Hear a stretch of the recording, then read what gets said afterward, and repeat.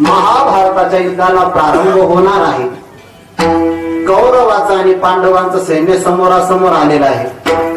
पांडवांचं 7 औक्षहिणी सैन्य आणि कौरवाचं 11 औक्षहिणी सैन्य। थोड्या वेळामध्ये युद्धाला प्रारंभ होणार।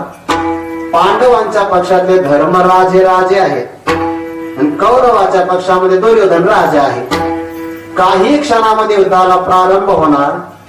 धर्मराजाने मागचा पुढचा विचार नाही केला, रथातून खाली उतरले आणि सरळ सरळ जाऊन भीष्माचार्य, द्रोणाचार्य, कृपाचार्य यांच्या समोर 2 हात अंजुनी जोडून उभे राहिले।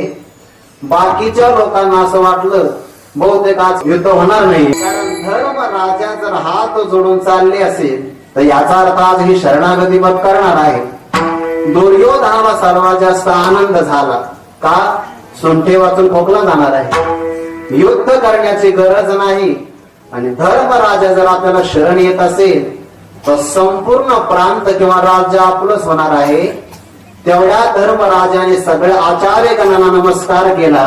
भीष्माचार्य, द्रोणाचार्य आणि कृपाचार्य सगळ्यांनी धर्मराजाला अगोदरच आशीर्वाद दिला, विजयी भव। युद्धाला प्रारंभ व्हायचा, अजून युद्धालाही प्रारंभ होण्याच्या अगोदर विजयी हो असा आशीर्वाद का दिला? त्याच एकच कारण, फक्त नम्रता। शास्त्रातलं प्रमाण आहे, अभिवादनशीलस्य नित्यमृद्धोपसेविनः चत्वारि तस्य वर्धन्ते आयुर्विद्या यशोबलम्। अभिवादन हा स्वभाव झाला पाहिजे।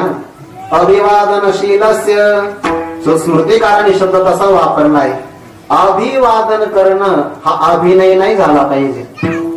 बऱ्याचदा अभिनयच होतो आणि तो नमस्कार दांभिक असतो। अभिवादनशीलस्य स्वभावातून आला तर त्याला खरा नमस्कार म्हणतात।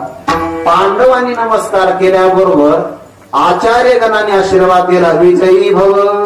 नमस्कार फार महत्वाचा व्यवहारासाठी। मग व्यवहारात जर एवढा महत्वाचा नमस्कार असेल तर परमार्थामध्ये किती महत्वाचा असेल? विठ्ठल